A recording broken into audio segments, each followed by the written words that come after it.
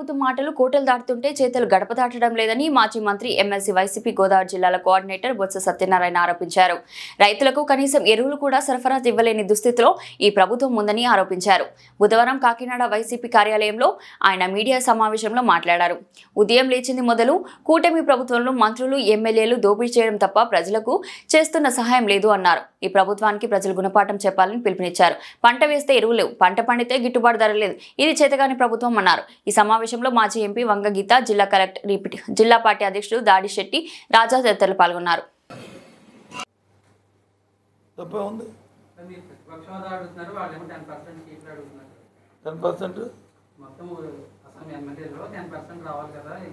Rule book ఉంటుంది కదా పక్షం జగన్ మాట్లాడింది, జగన్మోహన్ రెడ్డి మాట్లాడారా, ఇది మాట్లాడారు. రూల్ బుక్ ఏమైంది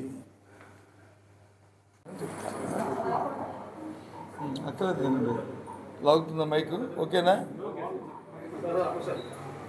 వాయిస్ లాగు సరిపోతుందా?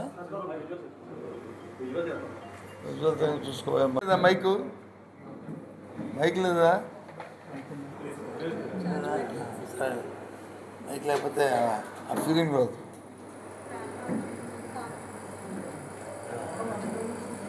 రోడ్డు మీద వచ్చి వస్తారు రైతులు, దీనికి వస్తారు. రైతులు వస్తేనే కదా మేము మాట్లాడుతున్నాం. రైతులు లేకుండా ప్రతిపక్షాలు మాట్లాడుతున్నామా? ఇంతకుముందు ఆర్బికేల దగ్గర నుంచి ఇచ్చుకున్నప్పుడు ఇప్పుడు వెళ్ళి మన బ్లాక్ మార్కెట్ షాపుల దగ్గర ఎందుకు కూర్చొని అంత వచ్చి 430 రూపాయలు 420 రూపాయలకి ఎందుకు కొనుక్కోవాల్సి వస్తుంది? యూరియా సమ్ ఎక్స్ క్వాంటిటీ కావాలి, ఇంకా కానీ కొద్ది ఎక్కువ సోయింగ్ అయితే ఇంకొక 10% పెరగాలి అని ముందుగా మనం పెట్టుకొని చేసుకోవాలి కదండి. దానికి తగ్గట్టు కార్యాచరణ పెట్టుకోవాలి కదండి. ప్రపంచంలో ఉన్న పరిస్థితులు చూస్తున్నాం కదండి, యుద్ధాలు జరుగుతున్న పరిస్థితులు ఎక్కడి నుంచి వస్తాయి? దాని గురించి ఏమైంది మీ పొర? టెక్నాలజీ అంటుంటావు కదా, ఈ టెక్నాలజీ, ఆ టెక్నాలజీ, ఈ టెక్నాలజీ, వాట్సాప్, ఇది గవర్నెన్స్ అనడం. ఏమైంది గవర్నెన్స్? WhatsApp governance. మేము కానీ నోరు తడకపోతే ఆ వికలాంగులు కూడా పాపం రోడ్డు పడేసేవారు, వాళ్ళు ఉసురు పోసుకునేవారు. మేము గట్టిగా అడగకపోతే ఆ విషయం మీద ఓకేనా? 3000 రిమార్క్స్ ఇస్తారుగా, పాసింగ్ రిమార్క్స్ ఇస్తారుగా. ఏదండి అయిన బాత్ మీద పెట్టారు? 20 అయిన బాత్ మీద ఏడు పెట్టారు. అవును, ఏ ఇష్యూ అయిన బాతుల మీద పెట్టి అయిన బాతుల వయసు ఎంత? అది కానీ అయిన పాత్ర నాకు తెలియదు. ఆ కేసు గురించి నాకు నిజంగా పుట్టుపోతుంది తెలియదు. ఒకవేళ చెప్పినట్టు కంటే ఆయన తొందరపడుతున్నది ఏదో నోరు దారి మాట్లాడేరేటో మాట్లాడే ఓపుకుంది. ఇప్పుడు నా మీద పెట్టారు అనుకోమ్మా, ఈ తిట్టారండి సత్యబాబు దగ్గర వెళ్ళాము అవేమంటే వినడానికి ఉంటుంది అండ్ వాయిస్ ఉంది కాబట్టి. ఆ వాయిస్ లేదా నీకు అంటుంది, వాయిస్ లేదు కదా. అలాగని పాత్ర అన్నారు లేదని నేను దానికి వెళ్ళాం, నాకు తెలియదు నిజంగా. కానీ వినడానికి ఉండాలి కదా. అది వాక్ ఎందుకు వెయిటెన్సీ కాబట్టి ఎందుకు వెయిటెన్సీ కాబట్టి ఎందుకు? ఆవిడ ఏదో చెప్పింది, ఆ పార్టీ నిర్ణయం తీసుకున్నాడు, దాన్ని వస్తుంది. ఆఖరి ఉండలేక మీ హృదయాలు కూడా దమించి ఫైనల్గా మీరే చెప్తున్నారు కదా, అదే టీవీలు చెప్తున్నాయి కదా. ఆఖరిలో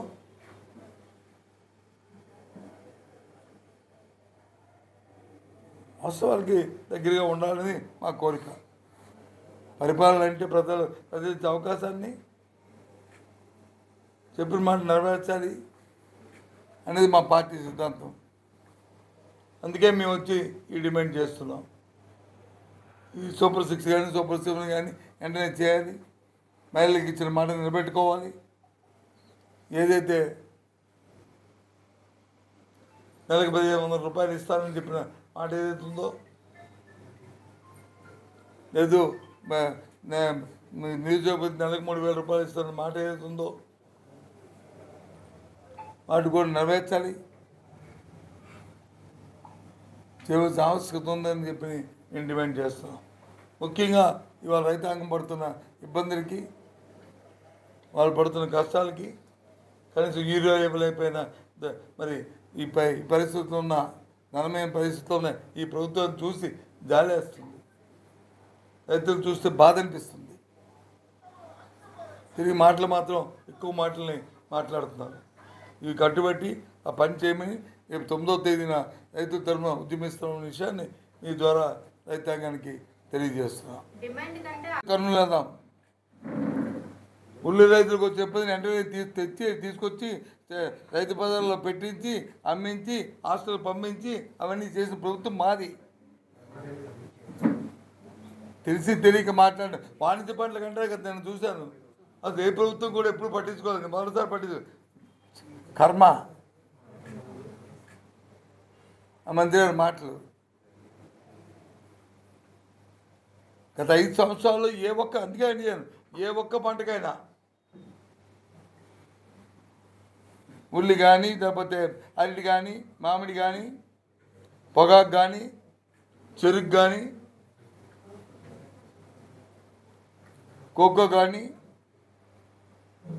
మిరప కానీ, ఏ పంటకైనా ఏ ఒక్కరు ఇబ్బంది పడ్డారు, మార్కెట్ ఇన్వెస్ట్మెంట్ చేయక ఇబ్బంది పడే పరిస్థితి ఉందా అని అడుగుతున్నాను. మార్కెట్ ఇన్వెస్ట్మెంట్ అందుకే వస్తే మార్కెట్ ఇన్వెస్ట్మెంట్ ఫండ్ పెట్టాం.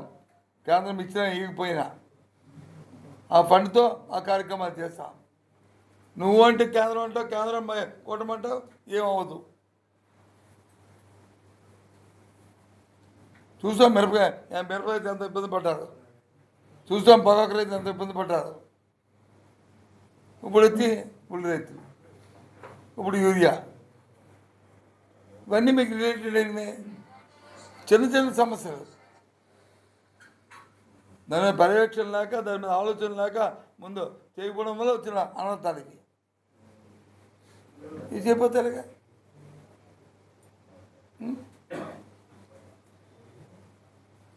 ఆగిందా మీ దగ్గర?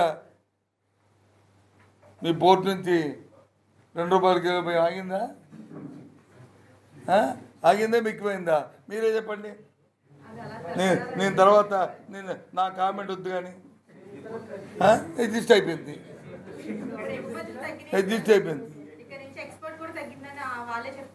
ఎవరు తీసుకోండి. ఫ్రీ బస్సు ఏమిస్తున్నారు? ఇక్కడ ఎక్కుతానమ్మా, నువ్వు వచ్చి తిరుపతి వెళ్ళి తిరుపతి దండం పెట్టుకొచ్చిద్దు అమ్మా. ఇక్కడ ఎక్కుతానమ్మా, అరసు వెళ్ళి ఎక్కబండి పదండి, రేపు ఉదయం ఇప్పుడు వెళ్దాం, ఇక్కడ నుంచి ఒక బస్సు ఎక్కిపోదాం, తిరుపతి తీసుకోమని అడిగారు. తిరుపతి బస్సు వెళ్తుంది కదా, అది ఎక్కుతాం. తీసుకెళ్తే మీరు చెప్పింది వింటాను, నేను తలదించుకుంటాను. ఎస్ నేను తప్పు చెప్పానని చెప్తాను. పదండి మీరు వెళ్దాం, ఇప్పుడు బస్ స్టాండ్కి వెళ్దాం పదండి. ఈ మాట చెప్పింది చంద్రబాబు కాదా అవునది మీరు తెలుసుకోండి. స్పీచ్ చూపెట్టమంటారా? సరే చూపెడతాను. మోసం కాదా ఇది? ఒకటి. రెండోది, 0 వడ్డీ మహిళలకు ఎప్పటి నుంచి ఉంది? 15 నెలల కాలం మీద 0 వడ్డీ ఇచ్చారా? చెప్పండి.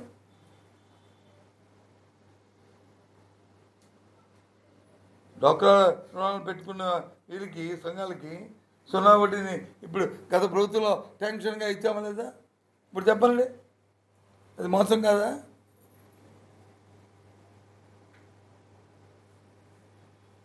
మరి అలా నష్టపోలేదా?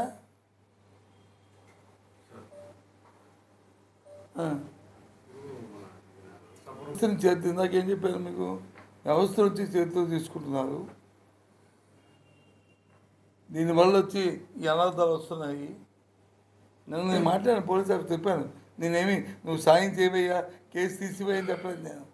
ఎందుకయ్యా చట్టాన్ని అది తోట్లు పొడిస్తారు, వ్యవస్థకు వచ్చే నష్టం, దీనివల్ల వ్యవస్థ నష్టపోద్ది. ఏమైనా ఆలోచన ఉందా మీకు? ఏమైనా బుద్ధి ఉందా? ఏది చేయాలో ఏది చేయకూడదు రాజకీయాల్లో ఎవరైనా ఎమ్మెల్యేవో లేకపోతే ఎంపీఓ లేకపోతే ఎంపీపో చెప్తే ఏది పడితే చేసేస్తారా? ఏం ఆలోచన ఉందని చెప్పి నేను అడిగాను. నేను ఫోన్ చేసి అయ్యో సాయం చేయండి ఆ కేసు నుంచి అడగలేదు.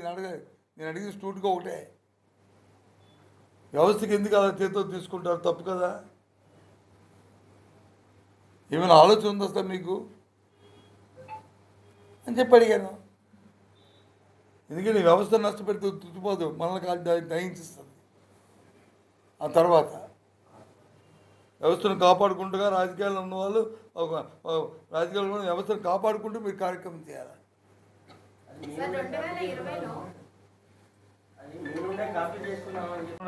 కాంతమది కదా ట్రీట్మెంట్ మాట్లాడింది అంటే అలా చూపెడతాను. చాలా తక్కువ ఉంటాయి మాటలు. ఎంటర్టైన్మెంట్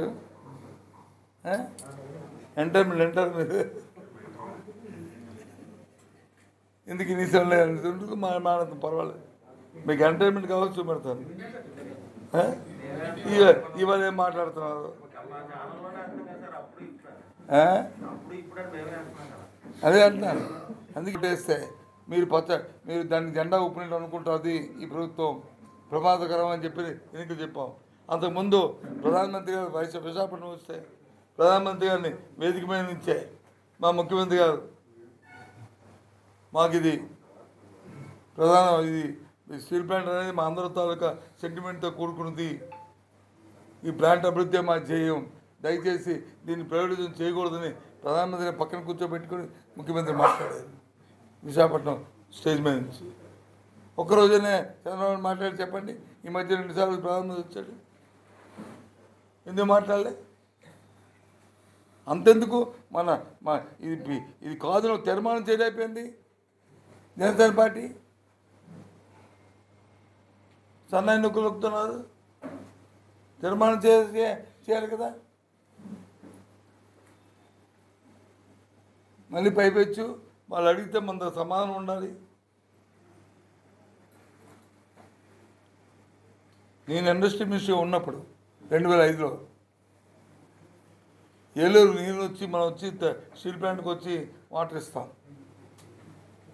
అప్పుడు అది వచ్చి ఎలాంటి తాలూకా మెయింటెనెన్స్లో ఉండేది. ఎలాంటి వాళ్ళు దాన్ని మెయింటెనెన్స్ ఇచ్చి స్టీల్ ప్లాంట్కి నీరు ఇచ్చి ఎలాంటి వాళ్ళు డబ్బు తీసుకుంటారు ఆ నీటికి. ప్రైవేట్ వాళ్ళ తాలూకా ఇది ఉండకూడదని చెప్పి ఎలాంటిని తీసి విస్కో అని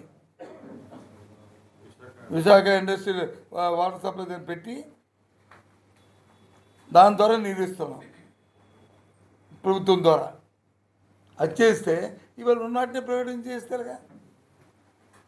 నేను గొప్పగా చెప్తున్నాను, ఐఎమ్ ప్రౌడ్. నేను ఉన్నప్పుడు చేశాను. అది ఇప్పుడు ఉన్నదాన్ని చేస్తే ఇది ఎక్కడిదండి? ఇది 11 ఖర్చు పెట్టారండి. దేనికి ఇచ్చారు? అది వచ్చి డిఫాల్ట్ అయిపోయి ఎన్పిఏ అయిపోకుండా ఆ అప్పులు వచ్చి కట్టి అందులో 8,000 కోట్ల అప్పులు కట్టి ఇంకా 40,000 కోట్లకి ఇవ్వలేదు కట్టి పెట్టి ఇప్పుడు దాన్ని వచ్చి ప్రైవేటైజేషన్ చేయడానికి. ఎవరైనా కారు ఇల్లు అమ్ముకుంటుందని అదే పొలం పొందామని ఏం చేస్తారు? ముందు డిఫాల్ట్ లేకుండా బయట పెడతారు దానికి. అంతేగాని ఉద్యోగుల తాలూకా జీతాపత్యాలకు కానీ దానికి కావాల్సిన రా మెటీరియల్కి కానీ దానికి కావాల్సిన లేకపోతే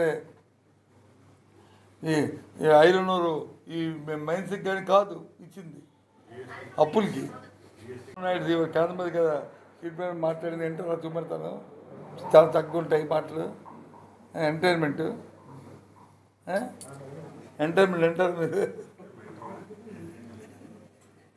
ఎందుకు ఇన్ని సార్లు ఉంటుంది మాట్లాడతాం, పర్వాలేదు. మీకు ఎంటర్టైన్మెంట్ కావచ్చు చూపెడతాను. ఇవాళ ఏం మాట్లాడుతున్నారు? అదే అంటున్నాను. అందుకే వేస్తే మీరు దాన్ని జెండా ఊపినట్టు అనుకుంటారు. అది ఈ ప్రభుత్వం ప్రమాదకరం అని చెప్పి ఎందుకు చెప్పాం. అంతకుముందు ప్రధానమంత్రి గారు విశాఖపట్నం వస్తే ప్రధానమంత్రి గారిని వేదిక మీద నుంచే మా ముఖ్యమంత్రి గారు మాకు ఇది స్టీల్ ప్లాంట్ అనేది మా అందరి తాలూకా సెంటిమెంట్తో కూడుకున్నది. ఈ ప్లాంట్ అభివృద్ధి మా ధ్యేయం. దయచేసి దీన్ని ప్రైవేటైజేషన్ చేయకూడదని ప్రధానమంత్రిని పక్కన కూర్చోబెట్టుకుని ముఖ్యమంత్రి మాట్లాడారు విశాఖపట్నం స్టేజ్ మీద నుంచి. ఒక్కరోజునే చంద్రబాబు మాట్లాడి చెప్పండి. ఈ మధ్య 2 సార్లు ప్రధానమంత్రి వచ్చాడు, ఎందుకు మాట్లాడలే? అంతెందుకు ఇది కాదు తీర్మానం చేయలేకపోయింది జనసేన పార్టీ. సన్నాయి నొక్కులు నొక్కుతున్నారు, తీర్మానం చేయాలి కదా. మళ్ళీ పైపెచ్చు వాళ్ళు అడిగితే మన సమాధానం ఉండాలి. నేను ఇండస్ట్రీ మినిస్టర్ ఉన్నప్పుడు 2005లో ఏలూరు నీళ్ళు వచ్చి మనం వచ్చి స్టీల్ ప్లాంట్కి వచ్చి వాటర్ ఇస్తాం. అప్పుడు అది వచ్చి ఎల్ఎన్టీ తాలూకా మెయింటెనెన్స్లో ఉండేది. ఎల్ఎన్టీ వాళ్ళు దాన్ని మెయింటెనెన్స్ ఇచ్చి స్టీల్ ప్లాంట్కి నీరు ఇచ్చి ఎల్ఎన్టీ వాళ్ళు డబ్బు తీసుకుంటారు ఆ నీటికి. ప్రైవేట్ వాళ్ళ తాలూకా ఇది ఉండకూడదని చెప్పి ఎల్ఎన్టీని తీసి విస్కో అని విశాఖ ఇండస్ట్రియల్ వాటర్ సప్లై దాన్ని పెట్టి దాని ద్వారా నీరు ఇస్తున్నాం ప్రభుత్వం ద్వారా. అది చేస్తే ఇవాళ ఉన్నట్టే ప్రైవేట్ చేస్తారుగా. నేను గొప్పగా చెప్తున్నాను, ఐఎమ్ ప్రౌడ్. నేను ఉన్నప్పుడు చేశాను అది. ఇప్పుడు ఉన్నదాన్ని చేస్తే ఇది ఎక్కడిదండి? ఇది 11 ఖర్చు పెట్టారండి. దేనికి ఇచ్చారు? అది వచ్చి డిఫాల్ట్ అయిపోయి ఎన్పిఏ అయిపోకుండా ఆ అప్పులు వచ్చి కట్టి అందులో 8,000 కోట్లు అప్పులు కట్టి ఇంకా 40,000 కోట్లు ఇవ్వలేదు కట్టి పెట్టి ఇప్పుడు దాన్ని వచ్చి ప్రైవేటైజ్ చేయడానికి. ఎవరైనా కారు ఇల్లు అమ్ముకుంటామని అదే ఫరం పొందామని ఏం చేస్తారు? మనం డిఫాల్ట్ లేకుండా బయట పెడతారు దానికి. అంతేగాని ఉద్యోగుల తాలూకా జీతాపత్యాలకు కానీ దానికి కావాల్సిన రా మెటీరియల్కి కానీ దానికి కావాల్సిన లేకపోతే ఈ ఐరన్ ఓరు ఈ మైన్స్కి కానీ కాదు ఇచ్చింది, అప్పులకి పోయింది. మరి మీకు అక్కర్లే. అదే కాదు ఏ విషయం తీసుకున్నా సరే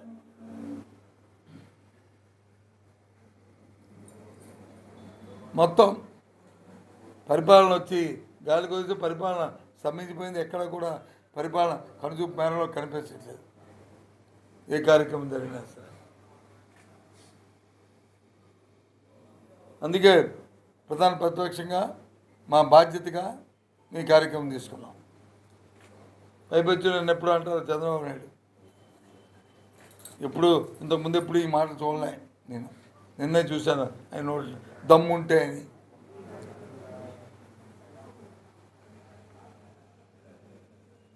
ఇది మల యుద్ధాలు గట్రా కాదు చంద్రబాబు నాయుడు గారు. నువ్వు దమ్ముంటే అంటున్నాగా. నువ్వు రాష్ట్రంలో 2 పక్షాలు, ఒకటి అధికార పక్షం, 2 ప్రతిపక్షం. అదే అధికార పక్షం కూటమి, ప్రతిపక్షం వచ్చి వైసీపీ పార్టీ, వైసీపీ పక్షం. ప్రతిపక్షంగా నువ్వు దా అసెంబ్లీలో మాట్లాడుకుందాం, తేల్చుకుందాం. ఎందుకు మనం జొంగుతున్నాం? ఎందుకు ఇవ్వట్లేదు?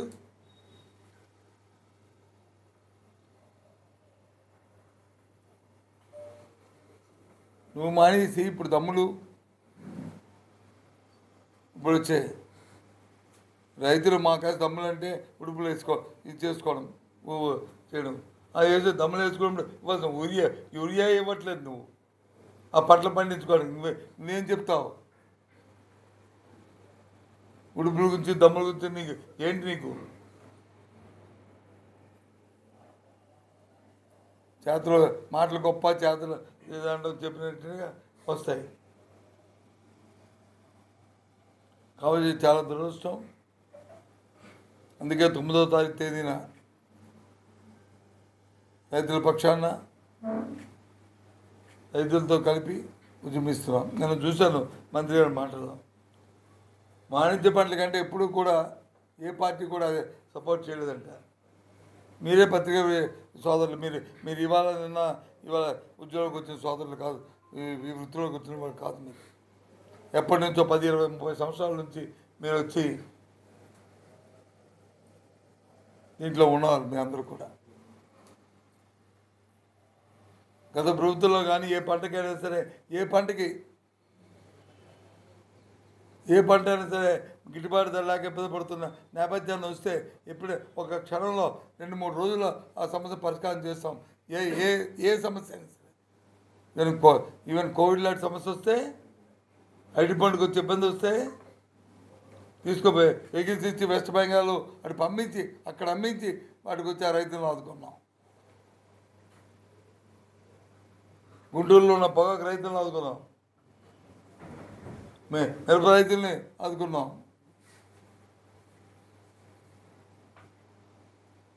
ఏ ఒక్కరైనా సరే ఇప్పుడు ఎవరికి నువ్వు మామిడి రైతుల్ని ఎప్పుడైనా సరే అసలు పట్టట్లేదే. తిరిగి పైపించు బురదలను ఏవో 3-4 ఛానల్స్ వచ్చి ఉన్నాయి కదా, ఏ ఈటీవో ఏ TV5 లేకపోతే ఏబిఎన్ ఉందని వాళ్ళు పెట్టుకొని ఉదయం నుంచి మధ్యాహ్నం వరకు ఇష్టారాజ్యంగా మాట్లాడితే అయిపోద్ది అనుకుంటున్నారా? కాదు కదా. పోదు అని చెప్తే మీ బుర్రలకి వచ్చి ఆలోచన వచ్చింది, పాప మీద వచ్చింది. అసలు ఏమవుతుంది ప్రభుత్వం? దేని గురించి? ఉదయం లేచిన దగ్గర నుంచి దోపిడీ.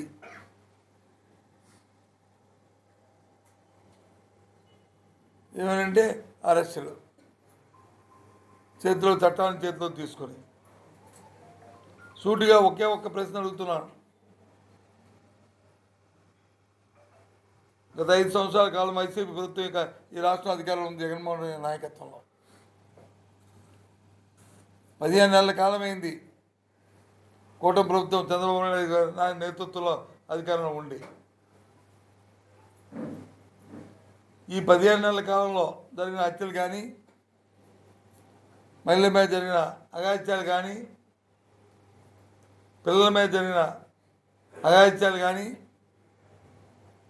లేదు పిల్లలు తింటున్న మధ్యాహ్నం భోజనం పథకంలో కానీ తింటున్న భోజనంలో జరుగుతున్న కలుషిత ఆహారం సమస్యలు కానీ బేరీజ్ వేసుకుని 5 సంవత్సరాల్లో జరిగిన కంటే 15 నెలల కాలంలో ఒక్క కేసు కానీ ఎక్కువ జరగలేదంటే నేను తలదించుకుంటాను. 15 నెలల కాలమో 5 సంవత్సరాలు. నేను చెప్తుంది 14 నుంచి కాదు, 19 నుంచి 24 మధ్య ఈ 15 నెలల కాలం లెక్క పెట్టుకోమనండి. ఎన్ని జరిగాయి? ఎందుకు జరిగాయి అంటే సరైన పర్యవేక్షణ లేకపోవడం, చట్టాన్ని చేతితో తీసుకోవడం, ఇష్టారాజ్యంగా ప్రవర్తించడం, పరిపాలన గాలికి వదిలేయడం, వీటి వల్ల జరిగిన అఘాయిత్యాలు ఇవన్నీ కూడా చాలా దురదృష్టం. బాధపడుతున్నాం.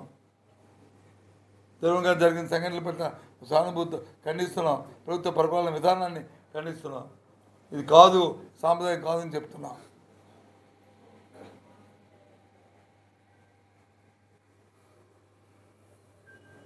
ఎందుకు ఈ మధ్యకాలంలో 3-4 ఒక 15 రోజులు చూస్తున్నాం. ఆ ప్రీతి అనే అమ్మాయి, కర్నూలు అమ్మాయి, సుగాలి ఇంటి పేరు, అమ్మాయి ఏ రకంగా అప్పుడు తెలుగుదేశం పార్టీ అధికారం ఉన్నప్పుడు ఏ రకంగా చనిపోయిందో 17 సంవత్సరంలో. ఆ తర్వాత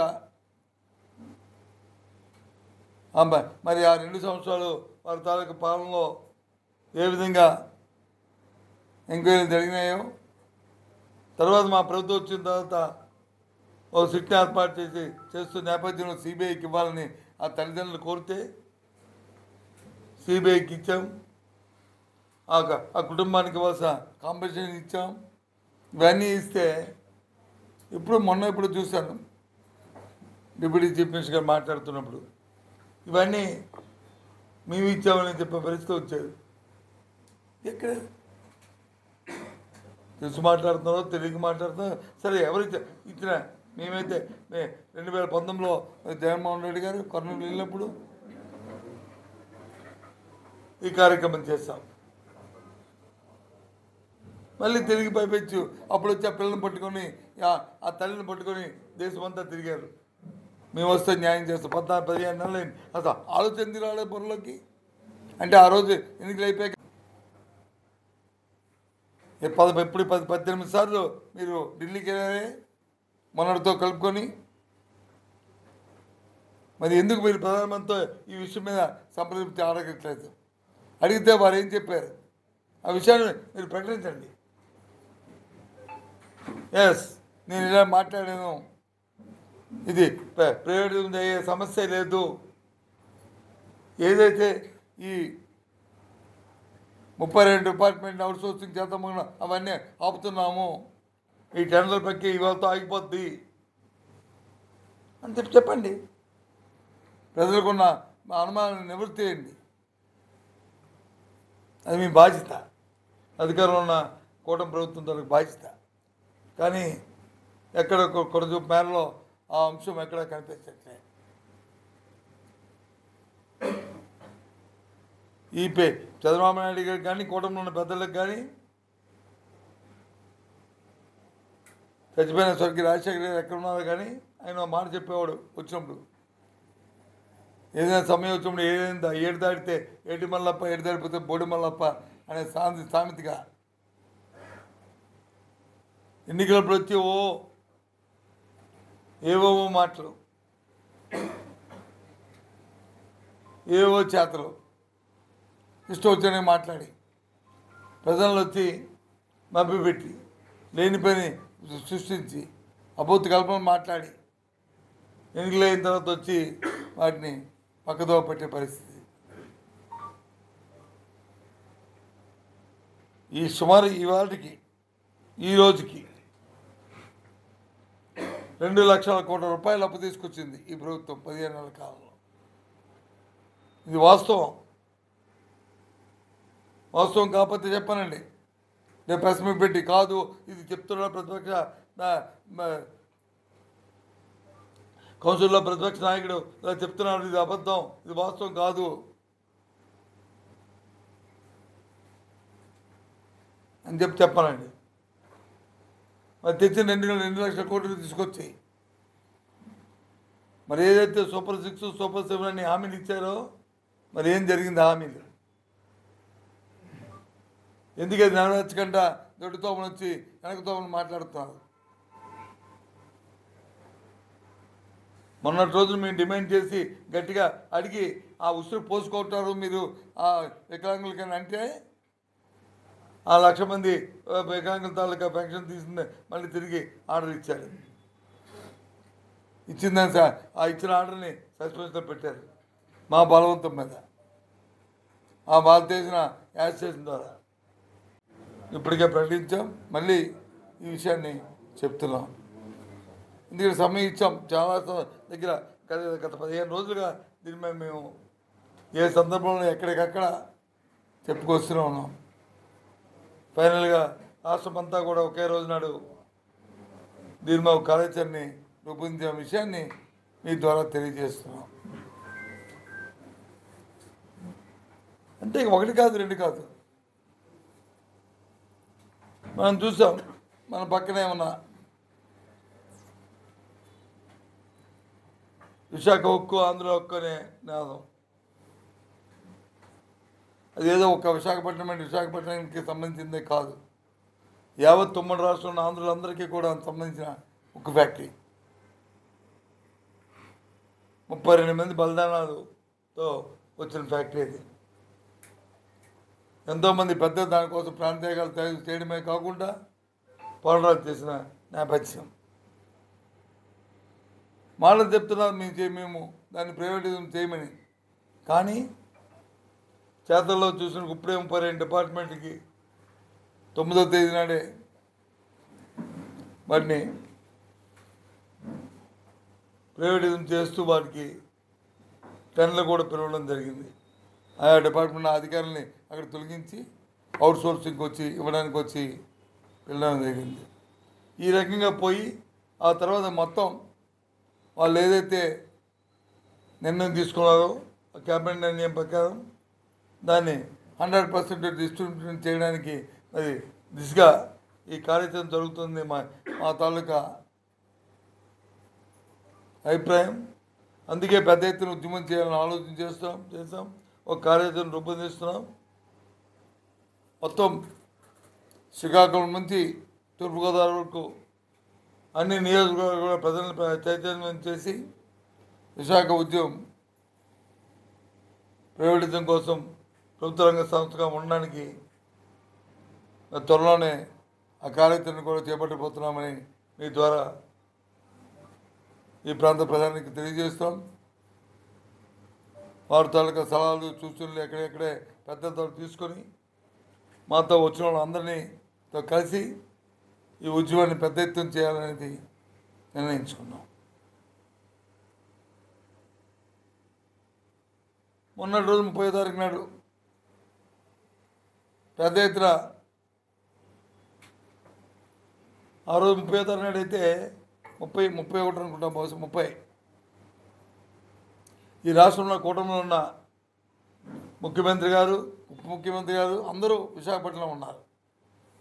కనీసం ఒక్క మాట దాని గురించి మాట్లాడరండి. వాళ్ళకి బాధ్యత లేదండి. ఎన్నికల ముందు వచ్చి పెద్ద పెద్ద మాటలు మాట్లాడేది. 20 మంది ఎంపీలు ఉన్నారు, మీరు ఉప్పు కారం తింటున్నారా? తినకపోతే మీ ఇంటికి వచ్చి ఉప్పు కారం ప్యాకెట్లు పంపిస్తాం, తినండి. తిని మీరు వచ్చి ఆ పౌరుషంతో మాట్లాడాలని చెప్పి సాక్షాత్తు పవన్ కళ్యాణ్ గారు అయితే మాట్లాడిన భాష, ఊగిపోయి మాట్లాడిన భాష ఇంకా చెవుల్లో గింగులు పెడుతూనే ఉంది. ఈరోజు ఏమైంది మీ పౌరుషం? ఏమైంది మీ 20 మంది ఎంపీ, ఇప్పుడున్న 20 మంది ఎంపీల తాలూకా పౌరుషం? ఏం పవన్ కళ్యాణ్ గారు మరి ఆ ఎంపీలో ఉప్పు కారం తినట్లేదా? మీరు కూడా ఉప్పు కారం మానేశారా? మరి ఎందుకు దాని మీద మరి ఆలోచన చేసి మాట్లాడట్లేదు? మీ విధానం ఏంటి? మీ కార్యక్రమం ఏంటి? దీని మీద డిమాండ్ చేస్తాం, దాని మీద మరి వారు చెప్పాలి. వీరే కాదు, ముఖ్యమంత్రి గారు, ఇవాళ కూటమి ప్రభుత్వం సాక్షాత్తు చంద్రబాబు నాయుడిని అడుగుతున్నాం. అన్ని వర్గాలు కూడా ఈ కూటమి ప్రభుత్వం వచ్చిన తర్వాత చాలా ఇబ్బందులు పడుతున్నాయి. ముఖ్యంగా రైతాంగం అయితే వాళ్ళ పరిస్థితి అగమ్య గోచరంగా ఉంది. పంట వేస్తే కావాల్సిన విత్తనాలు దొరకట్లేదు, ఎరువులు దొరకట్లేదు, పండితే పంటకి వచ్చి గిట్టుబాటు ధర లేదు, చూసే నాదుడే కరువైంది. మాటలు మాత్రం ముఖ్యమంత్రి గారు కానీ లేదు సంబంధిత మంత్రులు కానీ కోటలు దాటిపోతున్నాయన్న మాటలు రోజు ప్రత్యక్షంగా రాష్ట్రంలో చూస్తూనే ఉన్నాం. యూరియా కొరత ఏ విధంగా ఉందో, ఎంత ఇబ్బంది పడుతున్నారో, ఒక బస్తా యూరియా కోసం ఎన్ని అగచాట్లు పడుతున్నారో, ఏ విధంగా బ్లాక్ మార్కెట్ దగ్గర నుంచి కొనుక్కోవాల్సిన పరిస్థితి వచ్చిందో, రైతాంగం ఎంత బాధపడుతున్నారో రాష్ట్ర ప్రధానికి అంతా చూస్తూ ఉన్నారు. అదేంటో కానీ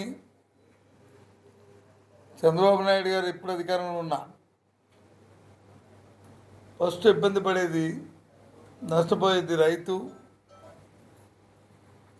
రైతుతో పాటు మహిళ. ఎందుకంటే ఆయనకు ఒక నాడు ఉంది, వ్యవసాయం శుద్ధదండగా, వ్యవసాయం వల్ల అసలు ఈ వ్యవస్థకి లాభం లేదు అనే దాన్ని బాగా బుర్రలో ఆయనకి ఆలోచనలో ఉంది. దానికి తగ్గట్టు ఆయన వ్యక్తిపరుస్తున్న మనసులో అనుకుంటాడు, భగవంతుడు వచ్చి తదాస్తు అంటాడు, అయితే అనావృష్టి లేదా అతివృష్టి.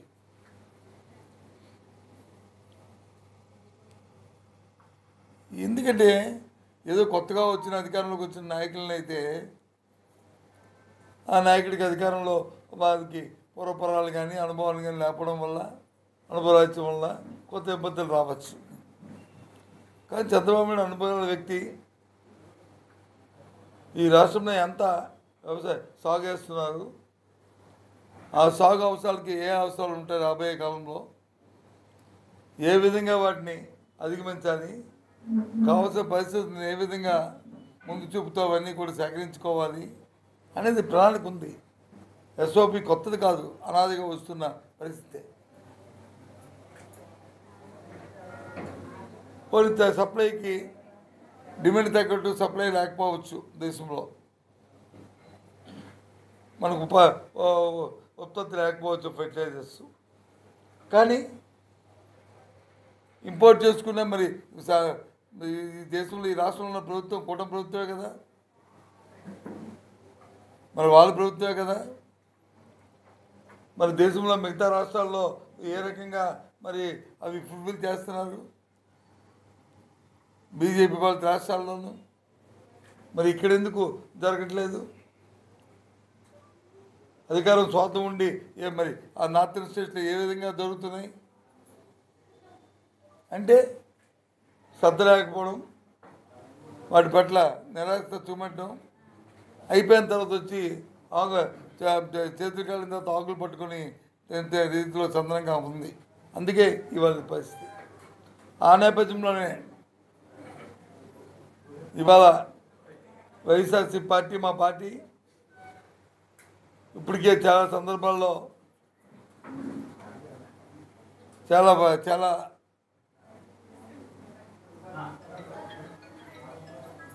ప్రాంతాల్లో ఈ రైతులతో కలిసి యూరియా గురించి ఇప్పటికే చాలా అధికారులను కలవడం, వాళ్ళని మేము ఒత్తిడి చేస్తూనే ఉన్నాం. అయినప్పుడు కామన్గా రాష్ట్రం అంతా కూడా రేపు 9వ తేదీ నాడు అన్ని ఆర్డీఓ ఆఫీసుల్లోనూ రైతాంగంతో రైతు సంఘాలతో కలిసి రైతుల కోసం యూరియా తాలూకా డిమాండ్ మీద వెంటనే ఫుల్ఫిల్ చేసి అందుబాటులో తేవడానికి ఒక కార్యాచరణ రూపొందించి 9వ తేదీన ఆర్డీఓ ఆఫీసులకి వినతి పత్రాలు ఇవ్వాలని మనం నిర్ణయించాం.